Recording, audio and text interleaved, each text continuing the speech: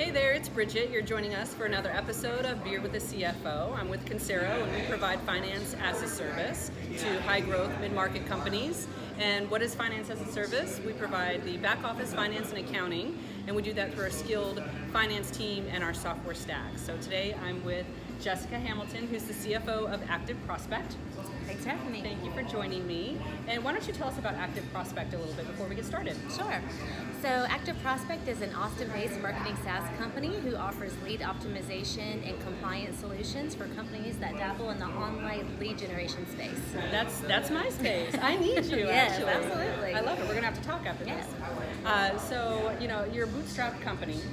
And we were talking at the CFO Leadership Council a couple months ago at a networking event, and you and I were talking about the rapid growth of ActiveProspect. So 50% year over year, congratulations. Thank you very much. Very cool to be part of that growth. And so you're a bootstrap company. I'm sure you're always evaluating whether to raise money. Every day. Yeah. And I know that you have experience in your past with raising capital and even exiting a company, selling a business. You know, during that time, you were the finance lead and played a significant role in the due diligence for all financing activities. So I wanted to ask you, you know, what are some finance and accounting mistakes that can be made to lower the valuation of a business?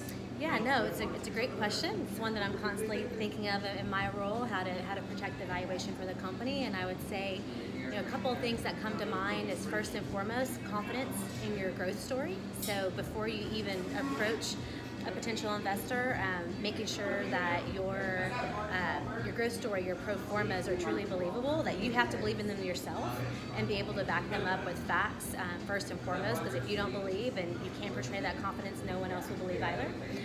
But then also, once you have that belief and you've got some interest, then you need to then further back it up with all of the data. So really having your data house in order. And when I say data house, for us accountants, if you think of financial data, and that's just a small piece of it. So having your product data available, having your customer retention data available, all your KPIs, your financial data, information about your customers, what verticals are they in, etc. So across the board, having your data house in order is critical to protecting that valuation, but also to also support that confidence in your own growth story and where you guys are headed.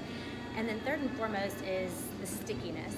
You know, for us at ActiveProspect, it's great to be at a company that's 15 years old and bootstrap, because we have 15 years of amazing data.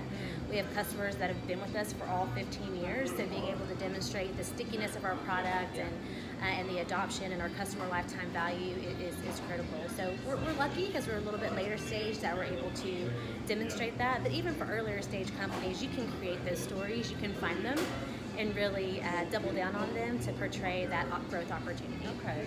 So what are you doing today to protect the valuation of ActiveProspect? Everything I possibly can.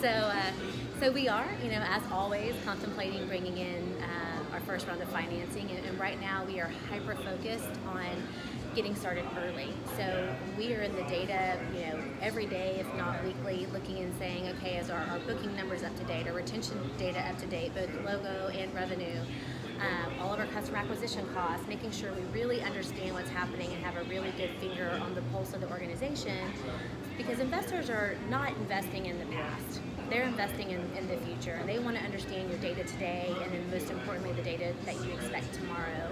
And so we can't let our data go stale. So we're constantly refreshing it, digesting it, gleaning new insights from it in order to be able to have the most relevant conversations to our investors. And I would say that is critical for anyone expecting to go out and raise money.